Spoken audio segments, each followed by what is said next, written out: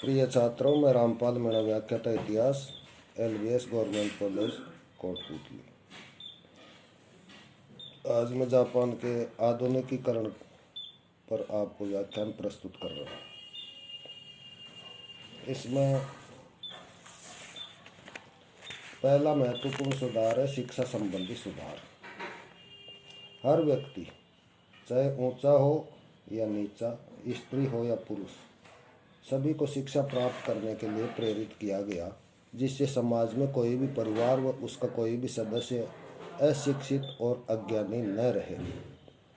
बंसी शिरा बेसो, जो 1811 ईस्वी में पाश्चात्य ग्रंथों का जापानी भाषा में अनुवाद करने के लिए एक संस्था के रूप में स्थापित किया गया था, उसको 1857 ईस्वी में विद्यालय में बदला गया।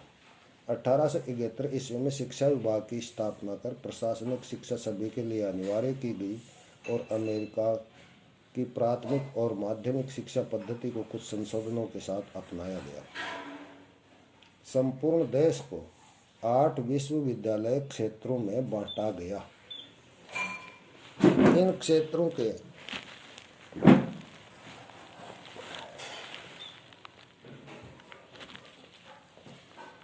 32 माध्यमिक विद्यालय प्रदेश बनवाए गए।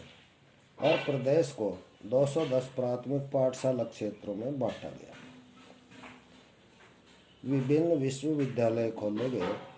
1869 ईस्वी में वेदों के कन्फ्यूशियस विश्वविद्यालय, शोगुनी आयुर्वेद विद्यालय व बांसी मीरा बेसो को मिलाकर 1877 ईस्वी में टोक्यो विश्वविद्यालय बनाया गया। प्राथमिक व माध्यमिक स्तर पर स्त्री शिक्षा पर बल दिया गया। 1913 ईस्वी में सेंडाई में पहला महिला विश्वविद्यालय आरंभ किया गया। इससे पूर्व 1882 ईस्वी में पहला कन्या महाविद्यालय स्थापित किया गया।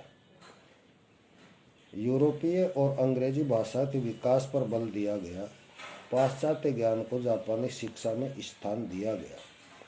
चिकित्सा, दर्शन, जंतु विज्ञान, पुरातत्व विज्ञान, समाजशास्त्र आदि क्षेत्रों में यूरोपियों की सेवा ली गई। 1879 ईस्वी में जापानी शिक्षण संस्थाओं को स्वायत्तता प्रदान की गई। नेक्स्ट, समाचार पत्र। समाचार पत्र पत्रिकाओं का प्रकाशन शुरू हुआ। 1870 ईस्वी में सर्वप्रथम दी याकोहामा मेनिची समाचार पत्र प्रकाशित हुआ। 5 वर्ष में 100 पत्रिकाएं प्रकाशित हुई। नेक्स्ट, जीवन शैली में परिवर्तन। पाश्चात्य प्रभाव से खान पान, वेशभूषा, श्रृंगार और जीवन शैली में परिवर्तन आया। 1872 ईस्वी में सभी राजकीय कर्मचारियों के लिए पाश्चात्य वेशभूषा धारण करना अनिवार्य कर दिया गया। दांत काले करने, भौहें मुंडवाने की जगह दांतों की चमक दमक पर अधिक ध्यान दिया जाने लगा। 1887 ईस्वी में बिजली का प्रवेश हुआ। यूरोपीय शैली के मकान बनने लगे। आंतरिक सजावट होने लगी। जीन, रिक्शा, मोटर गाड़ियों का प्रचलन बढ़ा। 1869 ईस्वी में 1880 ईस्वी में यूरोपीय नृत्य, गान, ललित कलाओं का जापानी समाज में प्रवेश हुआ। खाने पीने के बर्तनों का यूरोपीयकरण हुआ। धार्मिक जीवन में परिवर्तन। ताओ धर्म व बौद्ध धर्म के स्थान पर शिंतो धर्म का विकास हुआ। यह राज्य धर्म बन गया। कन्फ्यूशियस व लाओ त्से के विचारों का प्रभाव पड़ा और ईसाई धर्म का प्रचार प्रसार शुरू हुआ। धर्म के माध्यम से जापानियों में राष्ट्रीयता और एकता की भावना जागृत हुई। नेक्स्ट, राजनीतिक चेतना का विकास। जापान पर 19वीं सदी के उदारवाद का प्रभाव भी पड़ा। नए शिक्षा कार्यक्रम ने सभी राजनीतिक चेतना के विकास में अपना योगदान दिया। 1868 ईस्वी की घोषणा द्वारा सम्राट ने शासन के नए सिद्धांतों का प्रतिपादन किया और संसद की स्थापना की व्यवस्था की और न्याय के समक्ष सभी व्यक्तियों की समानता की बात कही गई। जापान में शासन सुधारों के लिए इसागाकी नाइसुके आदि के नेतृत्व में सुधार आंदोलन चले। इन्होंने 1868 ईस्वी की सम्राट की घोषणा को कार्य रूप में परिणत करने के लिए 1885 ईस्वी में आईको कुहेसा यानी देशभक्तों का समाज नाम का संगठन बनाया, जो कोक्काई कोसेई दोमेई राष्ट्रीय संसद स्थापना दल के नाम से प्रसिद्ध हुआ। इस आंदोलन को जियू मिनकेन इंदो यानी जनतंत्रीय आंदोलन भी कहते थे। इसे समाज के सभी वर्गों का समर्थन प्राप्त हुआ। इस आंदोलन के फलस्वरूप सम्राट ने सीनेट और एक केंद्रीय न्यायालय की स्थापना की। 1878 ईस्वी में जापान में स्थानीय स्वशासन का सूत्रपात हुआ। 1878 ईस्वी में सीमित मात्रा में नागरिकों को मताधिकार दिया गया। 1880 के बाद जापान में राजनीतिक दलों का उत्कर्ष हुआ। 1881 ईस्वी में इसागाकी ने छोजियुतो अर्थात उदारवादी दल का गठन किया। उनका मानना था कि स्वतंत्रता मनुष्य की प्राकृतिक दशा है। वह फ्रांसीसी उग्रवादिता से प्रभावित थे। 1882 ईस्वी में काउंट शिगेनोबु ने रिकेन काई शिंतो यानी संवैधानिक सुधार दल बनवाया। रूढ़िवादियों ने रिकेन लेई सेईतो अर्थात संवैधानिक साम्राज्यशाही दल नाम का राजनीतिक दल बनाया। 25 दिसंबर 1887 ईस्वी में जापान सरकार ने इन राजनीतिक दलों पर प्रतिबंध लगाने के लिए सुरक्षा अधिनियम पारित किया।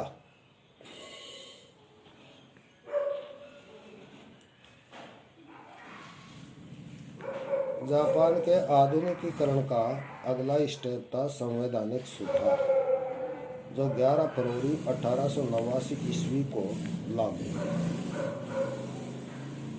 जापानी संविधान का निर्माण करने के लिए 3 मार्च 1882 ईस्वी को इतो हिरोबुमी को विभिन्न देशों की शासन पद्धतियों का अध्ययन करने के लिए यूरोप भेजा गया। वापस लौटकर इतो ने 3 सदस्यीय समिति का गठन कर संविधान का निर्माण किया।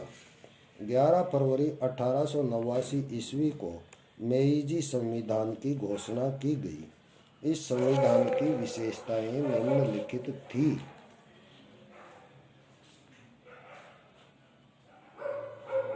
नंबर 1, संसद का गठन। नए संविधान के अनुसार संसद या डाइट का गठन किया गया। उसके 2 सदन थे। नंबर 1, उच्च सदन, जिसमें अमीर, उमराव, कुलीन वर्ग और सम्राट द्वारा मनोनीत व्यक्ति थे। नंबर 2, निम्न सदन, यह 15 येन या इससे अधिक कर देने वाले व्यक्तियों की निर्वाचित प्रतिनिधि संस्था थी। एक मंत्री परिषद या कार्यकारिणी संस्था होती थी जो सम्राट के प्रति उत्तरदायी होती थी। दूसरी संस्था प्रिवी काउंसिल का निर्माण सम्राट करता था, जो प्रशासनिक कार्यों में सम्राट को परामर्श देती थी। सम्राट को कानून के क्षेत्र में निषेधाधिकार दिया गया। उसे प्रतिनिधि सभा, संसद अधिवेशन व संसद को भंग करने का अधिकार दिया गया। नागरिकों को धर्म, भाषण, लेखन, संपत्ति, संस्था बनाने आदि के अधिकार तथा कानूनी समानता प्राप्त हुई। संविधान में संशोधन करने का अधिकार सम्राट, प्रिवी काउंसिल तथा शाही परिवार की परिषद ये दोनों सम्राट के साथ होती थी, इनको दिया गया।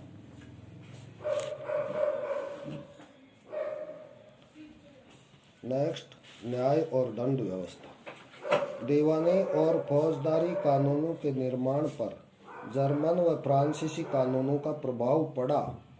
1870 ईस्वी में दीवानी कानूनों की संहिता का निर्माण शुरू हुआ और 1873 ईस्वी में फौजदारी कानूनों की संहिता बनी, जिन्हें 1890-91 में स्वीकार किया गया।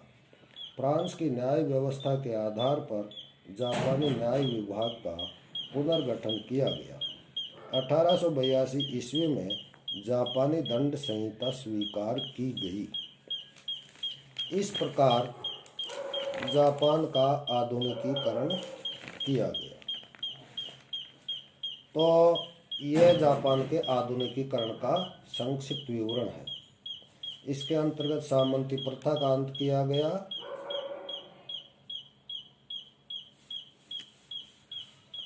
सैन्य सुधार किए गए, कानूनी समानता की स्थापना की गई, औद्योगिक विकास किया गया, यातायात व संचार के साधनों का विकास किया गया,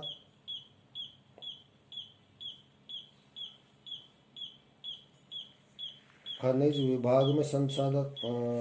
विभाग का विकास हुआ, शिक्षा संबंधी सुधार किए गए और आम नागरिकों की जीवन शैली में भी परिवर्तन हुआ।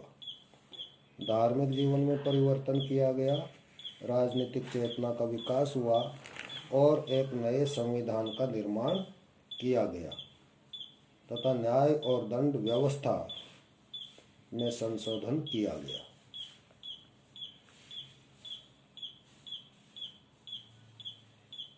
अब जापान के आधुनिकीकरण के जो परिणाम थे वो संक्षेप में इस प्रकार हुए। इस प्रकार जापान के आधुनिकीकरण के परिणाम सामने आए।